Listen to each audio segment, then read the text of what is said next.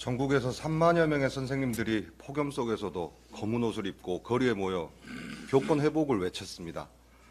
교권은 어느 한 직업군에 대한 처우를 넘어 대한민국의 미래를 어떻게 그릴지에 대한 문제입니다. 학생들이 커서 국가의 정체성이 되기 때문입니다. 교육이 국가 백년 대계라고 불리는 이유이기도 합니다. 선생님도 때리는 초등학생, 악성 민원이 우리의 미래일 수는 없습니다. 그런데 민주당은 그마저도 정부와 국민의힘을 탓하고 있습니다. 이주호 장관이 서울시의 교권 조례 통과를 무산시켰고 그 때문에 교권이 추락했다는 것입니다. 그런데 당시 교육부는 오히려 교권은 조례보다 상위 개념인 법률에 근거해야 한다는 입장이었습니다. 같은 해 교권보호 종합대책을 수립했고 교권 피해를 입은 교원에 대한 일시보호, 학생 징계 요구 등의 내용을 담아 정부 입법으로 발의하기도 했습니다. 그 노력은 특별법 개정으로 이어졌습니다.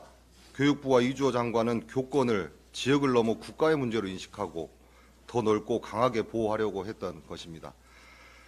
그런데도 그저 정부와 국민의힘 탓을 하는 민주당을 책임 있는 정치 세력으로 보기 어렵습니다. 사람이, 그것도 선생님이 돌아가셨습니다. 그리고 3만여 명에 달하는 전국의 선생님들이 그 죽음을 추모하고 제대로 가르치게 해달라며 거리로 나왔습니다. 그런데도 민주당은 교권 침해라는 본질에는 큰 관심을 가지지 않은 채 그저 국민의힘과 정부 탓만 하고 있습니다. 지난 당정협의회에서 국민의힘과 정부는 도를 넘는 교권 침해 사례에 대해서는 생활기록부에 기재하고 악성 민원 방지 대책을 만들기로 했습니다. 국민의힘은 교권 회복을 위해 최선을 다할 것입니다.